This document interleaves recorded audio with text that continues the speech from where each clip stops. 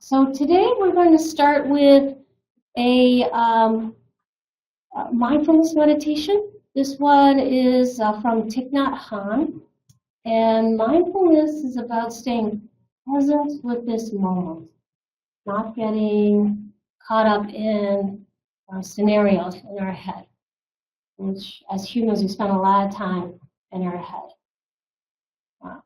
This is a mantra kind of meditation. So there's a phrase that we say that helps to keep us present. And not all mindfulness meditation has that. A lot of times mindful meditation is just paying attention to the breath or listening to the sounds in the room. But this one has some phrases that we say. The first phrase is, I have arrived on the inhale. I am home on the exhale. And I'll say these as we go through it. I have arrived. I am home. This part of the meditation is to help when we spend a lot of time in our head thinking about what we need to be doing, where I need to go next. Okay? Go, go, go. So you're lying in bed, you're trying to get to sleep, and you say, no, I have arrived. I'm not going somewhere. I've arrived already. I'm already here. I've arrived. I am home. I'm here. Okay? The second phrase is in the here, in the now, because a lot of us spend time thinking about the past and the future. You catch yourself thinking too much about the past and the future, you can say this phrase, in the here, in the now, to help break the habit of that dialogue about past and future. Break that habit. It's really about breaking the habit. In the here, in the now. The next phrase is, I am solid, I am free. Sometimes our scenarios are about how overwhelmed we feel or how trapped we feel. It's very common as humans, overwhelmed, trapped. So we can bring in the phrase, I am solid, I am free. So we're grounded, we're solid, we're not going to get knocked over, and we're not trapped, we're already free. I'm solid, I am free. The last part of the phrase is, in the ultimate I dwell. In the ultimate I dwell, which is another common thing that we think about is a grander scale. Sometimes we think about what happens when we die. We start worrying about that kind of level of fear. So when fears come up, we feel like the world is too big and scary. We can have this phrase, in the ultimate I dwell. You get a sense of being bigger than just the little you. You remember there's a bigger connection, a bigger you. Okay. Our main goal with mindfulness is to be here, to break the habit of the internal dialogue. So I'm going to say the little phrase, okay? I've arrived on the inhale, I'm home on the exhale. And you can say all of those words, I have arrived, I'm home, or you can just say arrived and home. Or you can just notice the inhale, notice the exhale. Use it for yourself in any way that helps the most. There's no posture special to mindfulness. It's kind of just wherever you're at, and we just kind of notice the inhale.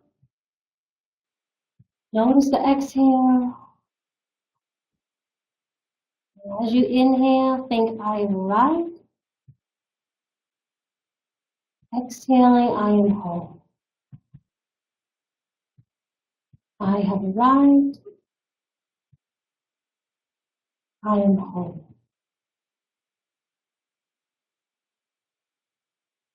I have arrived. I am home.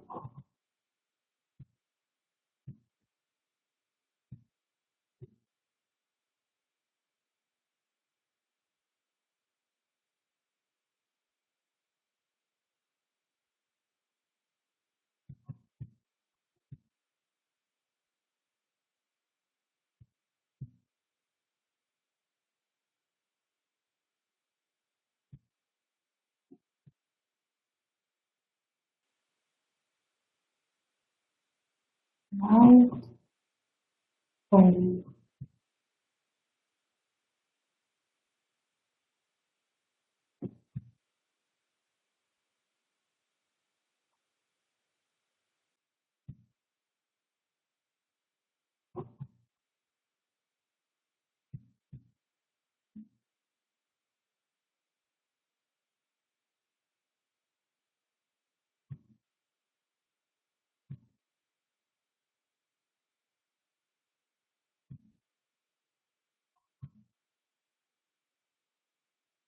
Inhaling in the here, exhaling in the now. In the here, in the now. Here, now.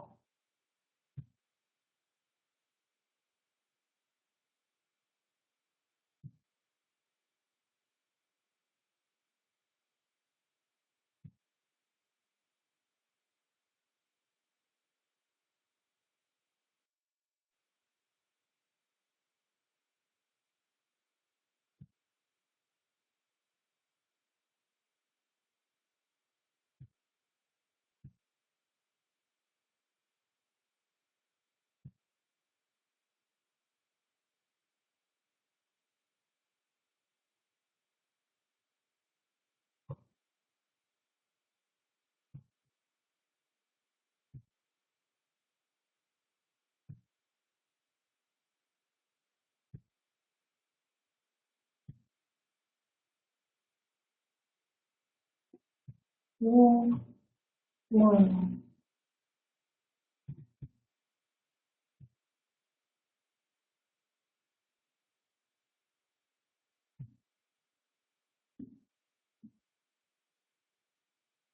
Being aware of your body in this place, this time being mindful of where you are here, now.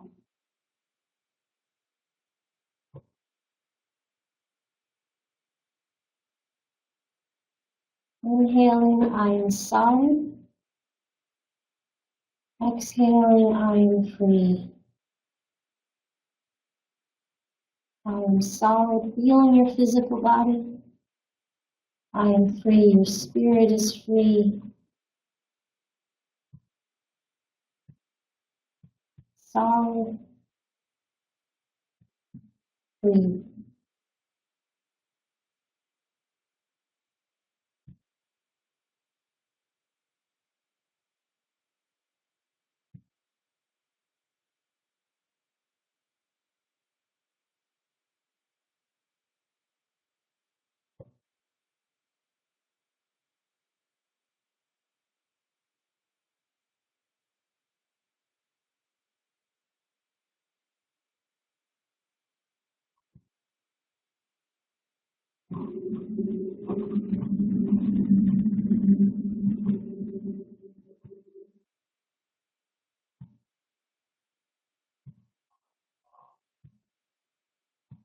Inhaling in the ultimate. Exhaling, I dwell. In the ultimate, I dwell.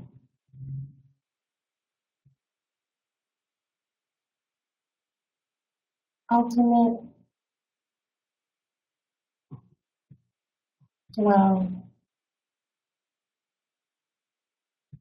Here in this moment, this space, connected to the whole universe, dwelling in the ultimate part of the whole universe, feeling that connection, aware of this moment.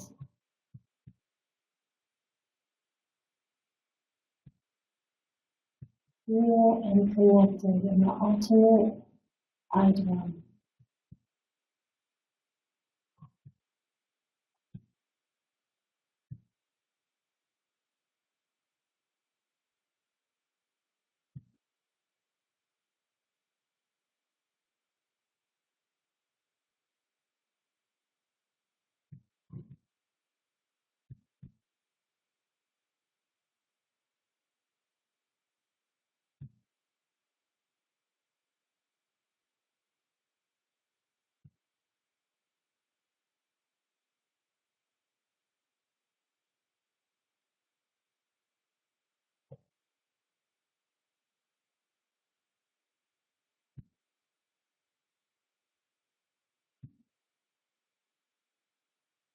And to end this meditation, we just are noticing we're still in this room, in this moment, in this space.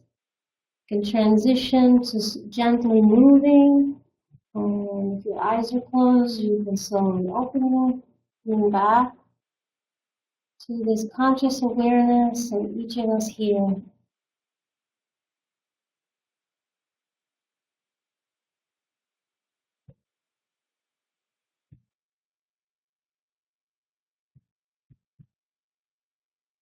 So there's many styles of mindfulness meditation. Mindfully eating something, paying attention to the flavor, the texture, the smell, tuning into the breath, physically touching something to come to this present moment. And this one is a little poem that Thich Nhat Hanh wrote to help in very common cases of being caught up in the inner dialogue and trying to break the habit of inner dialogue. It really is a trained behavior for inner dialogue. How'd that feel? How'd it go? Any questions, comments? Do you like this? I do like it. I find it helpful when my brain starts noodling. If I'm not in that place, I can just tune into the breath, into this moment. But if my brain really is chewing on something, I need some words to crowd it out. So if I'm caught up in a scenario in my head, I like it. You don't like it, Tommy? I couldn't get into it. Yeah. But then I hijacked your stuff and was behind it. Seemed like you were put wings out. Nice. Well, that was good. That's good. Vibing on it. That's good. As soon as I started, my brain said, "Oh, look, there's an open spot that I can put some stuff in." Yeah. Some Like, crack. no, that's not the point of this. Oh, yeah, that's right. Think about the third thing. Yeah. You know, it started out my normal going, okay, let's see, what do I got to do when I leave class? Yeah. And as soon as I got the open spot, it was like, well, what am I going to have for stuff? Yeah. And then Yeah. finally, I was able to get that Push stuff it out of the way. Good. Good. I like that it has the 4 phrases because sometimes it does take a bit to just kind of get through all the obstacles of the brain. Keeps wanting to think about stuff. To train behavior. It's good you got to it. And if we can get to even a moment of being present, that's all that matters. It doesn't have to be a long moment. It can be just a little pinpoint moment. It really makes a difference. But it is the way our brain, as soon as it gets quiet, try to stuff some stuff in there. Somebody put a funny meme on Facebook, something about that, like, oh, you're lying down in bed. Here, your brain presents to you, everything that ever has happened to you in your life for your review. I present to you for your review. It was like a conversation, me and brain. That's what it was. Me and brain. I was going to say, I was saying the words, and then it got to the point where, okay, I have to see the letters Yes. because See I it. still needed to fill Yep. a space. Yep. It was just, because I don't know, maybe I trained to meditate and still We follow can. my mind. Yeah.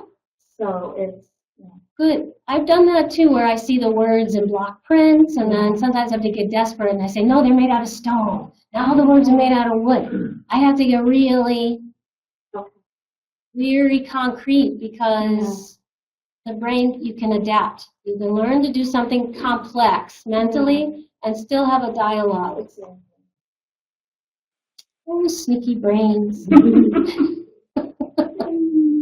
Sometimes I have to change the word. Yep. Because it means something different. Yep. And then my brain follows that meaning. Mm-hmm.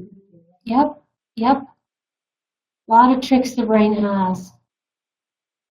I think the combination to stay present, we need to address this monkey mind. We can't just try to, beat it into submission. We have to understand it needs a shiny object to pay attention to.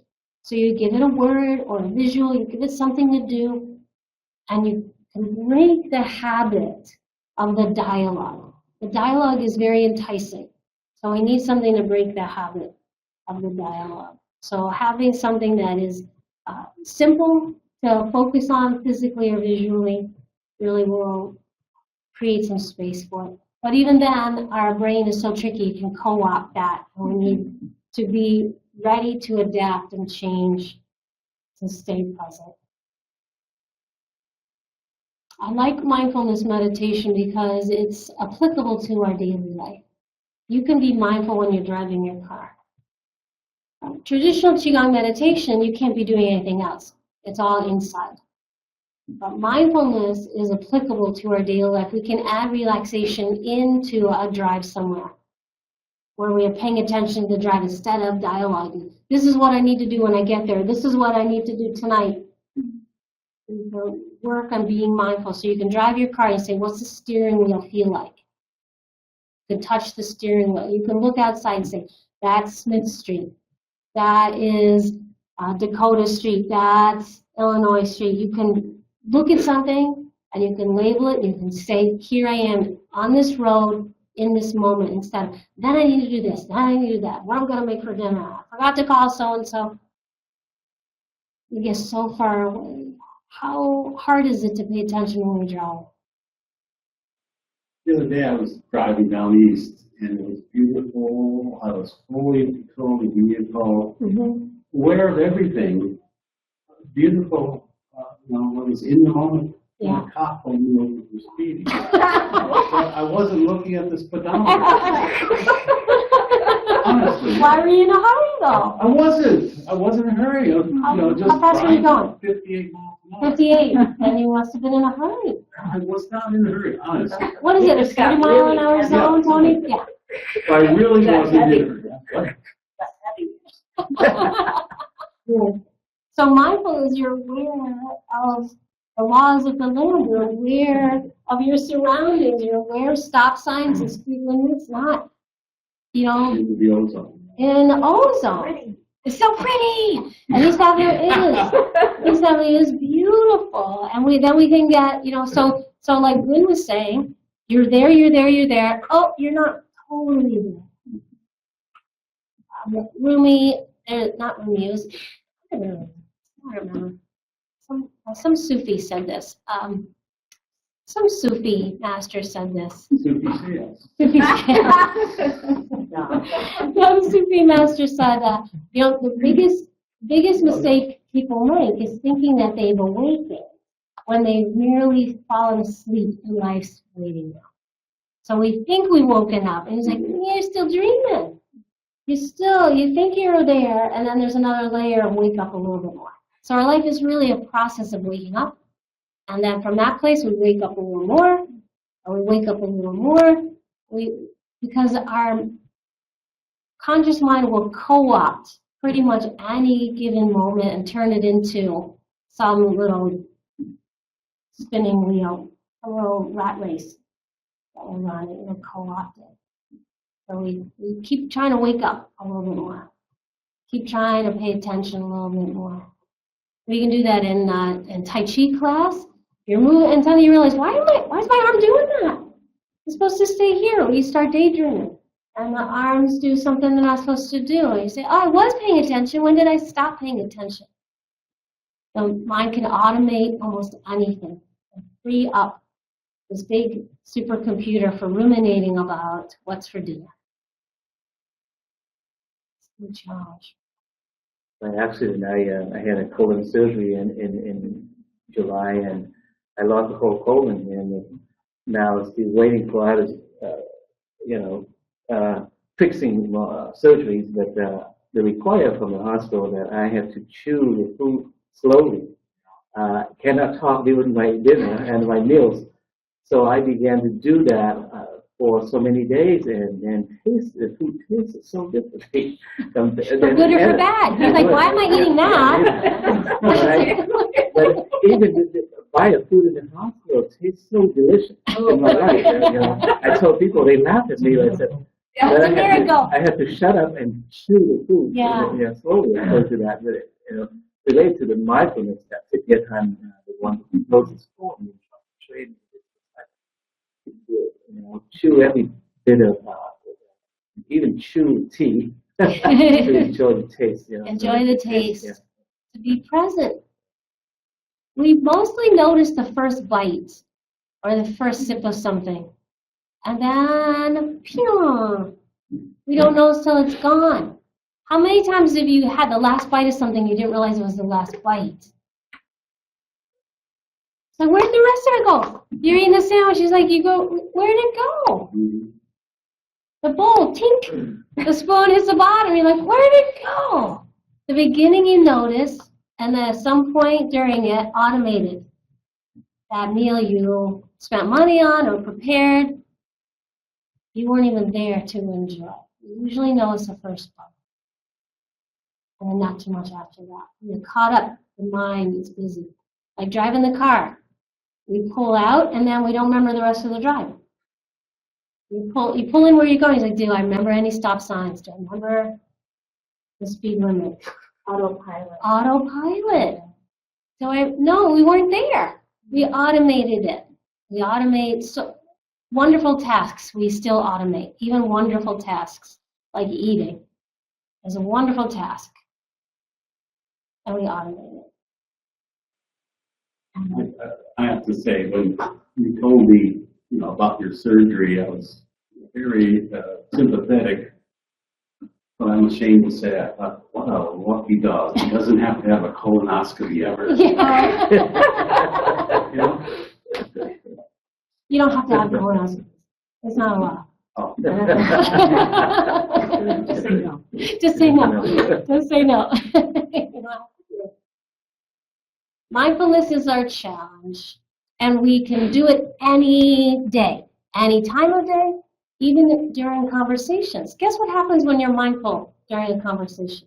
You can actually listen to what somebody has to say. It's tricky. Somebody says something, they're talking, and suddenly you think of something you want to say. From that moment on, you're just waiting for them to stop. So you can say, and the whole time they're talking, you're preparing now. Once you have that little light bulb moment, now you're preparing what you're going to say. As soon as they stop talking, you launch off. And it could have been what they were saying, hi Carol, come on in. This is the meditation class, come on in. You can come in for that, we're just finishing up. The whole time they're talking, you're preparing your little thing you're going to say next. And how do you know when people are doing that? When they respond to something you said 2 words in. And they didn't hear the rest of it. How do you know you're doing it? Guess what? You always do it. Unless you're really trying hard not to. That's the only time we don't do it. I think I don't do that. Everybody does it unless you're really trying hard not to. It is so much effort not to take off in a conversation with somebody. It's so hard to listen to every word they're saying till the last word. And then leave some space. And then you get to say something. I've tried it, and you're right, it's hard. I've got nothing to say then. If you're listening to someone else, you've got nothing to say. Yeah. So the conversation kind of stops. So Tony brings up a valid point. Is like most conversation is about what's wrong. We're problem solvers. So somebody's telling you something that's wrong, and then they remind you of something you want to talk about. That's wrong. And so you're waiting for your chance to talk about what's wrong. If you really wait to the end, the other person often resolves. Because you leave a little space, and they say, well, I guess I could do this. Because I don't know what to do about this and this. You're thinking, I'm going to tell them to do this. And you jump in, you start telling them. You wait, and they say, well, I guess I could do this. Or I guess I could do that. They start solving the problem when you create listening space. So it comes to the end of their talking, and you say, well, I got nothing to say then. Let's fix that problem. And what do I want to talk about? Okay. But My here's, wife doesn't think so. yeah, I well, just sit there like a lump. Tony's brought this up to me before. His wife's like, well, she wants a back and forth conversation. So you get to the end of somebody talking, and they finish what they were going to say. And you don't have anything you necessarily want to say. You can always ask them a question. That invites dialogue, okay? If you're talking, The only question I can think of is, well, You can't tell me. Very practical. What's for dinner? I'm going to give you a hint. Take out and goodbye. I'm going to give you a hint. If you're talking to somebody, you can always ask, how did that feel? How does that feel? How do you feel about that? That is always a question. You can invite more dialogue. So you're opening up instead of shutting somebody down. You're asking for more. Whatever they say, From them. from them. Instead of being empty of giving, okay, well, I don't have anything to give you. It's not about you if you're asking from them. From, give me some more. What do you mean? She's, yeah, you say that. What do you mean? That's what I say all the time. That's right. What do you mean? What do you mean? What do you mean? Don't say what do you mean. You go blank Say it. because you don't have any further to add. But they don't need you to So add something. I Add. find the whole concept of tone being speechless. Mind-boggling. It's absurd. Mind-boggling. So you say, you say, how did that feel? How did that feel? How do you feel about that? So you're opening up. You're asking more. You're letting that person unravel more and more and more. Problem is when you don't give a shit. Yeah, if you don't give a If shit, it's an empty conversation, you got. yeah. you let it go. Thanks for sharing. I gotta go. Yeah. Can you also say, well, what you're saying, what? Yeah, you can this is- reflect this back. is- This is how, well, in a way of. Make sure you I understand heard that. you- Yeah. Yeah, I heard you, you know, there's the hearing you say something, and then there's, this is what I'm getting out of it? Yeah. Is that what I'm supposed to get out of it? Yeah. You know, is that the gist of what Yeah, you're saying? that's That another you're thing you mad can at me say. because I'm not being given my facts, or is it, are you, you know, is there another, is there I'm not. more of a bigger point to this? Yeah. So there's other ways we can engage people in conversation instead of sharing, you know, what's wrong, waiting for your turn for what's wrong. You can be mindfully listening, and when they finish, if there's nothing you feel like saying, then you can ask for more information, or you can ask for clarification, or like Rory's saying, is you can reflect back to make sure that you're understanding everything they're saying, because part of maybe Tony doesn't have anything to say because he thinks he gets it. I can almost guarantee you probably don't get it all the time. How would you know for sure if you don't say, what I think you're saying is, you know, this, that. And if you got it right, the other person might say, yes, that's amazing, you understand what I'm saying. That's amazing. So, and that creates a different kind of conversation. Conversations don't have to be all about problem solving, ain't it awful kind of things. You can stay present in a conversation.